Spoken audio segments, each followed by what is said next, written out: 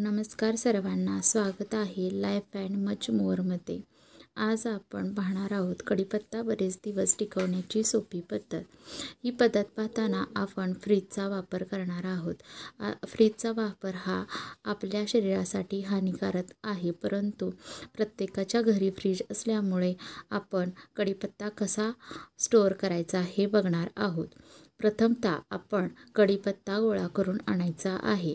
मी माझ्या शेतातून कढीपत्ता गोळा करून आणलेला आहे। तुम्ही बाजारातून कढीपत्ता विकत आणला तरी चालेल। अशा प्रकारे कढीपत्त्याची पाने आपण व्यवस्थित पाहून घ्यायचे आहेत। कोणते पान किडलेले असेल ते काढून बाजूला सेपरेट करून घ्यायचे आहे। कढीपत्ता हा स्वच्छ करून घ्यायचा आहे। त्यानंतर हा कढीपत्ता आपल्याला पाण्याने स्वच्छ धुवायचा आहे। पहा, पाण्यामध्ये अशा प्रकारे तुम्हाला 5 ते 10 मिनिटं कढीपत्ता स्वच्छ धुवून घ्यायचा आहे। त्यानंतर हा कढीपत्त्याची पाने आपण बाजूला काढून घ्यायची आहेत। तर तुम्हाला असे दिसेल की पाण्यामध्ये माती दिसेल। हे पहा,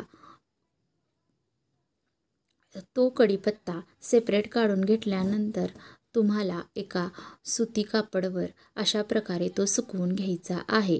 त्यातील पाणी सर्व टिपून घ्यायचे आहे। अशा प्रकारे तुम्ही कढीपत्त्यामधील सर्व मॉइश्चर ॲब्झॉर्ब करून घ्यायचे आहे।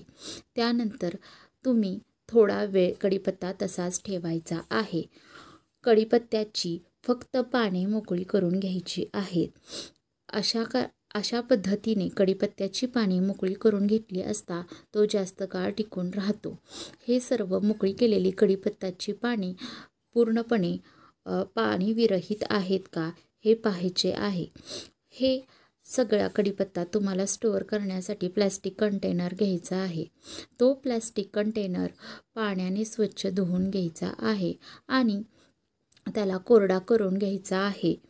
त्यानंतर त्या कंटेनरमध्ये तुम्हाला हा कढीपत्ता स्टोअर करायचा आहे। हे पहा, मी इथे प्लॅस्टिक कंटेनर घेतलेले आहे। त्यामध्ये स्वच्छ धुवून कढीपत्ता एकत्र करून ठेवला आहे।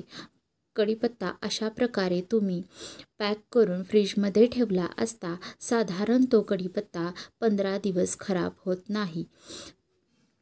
तुम्हाला जर हा व्हिडिओ आवडला असेल तर लाईक, शेअर आणि सबस्क्राईब करायला विसरू नका। थँक्यू।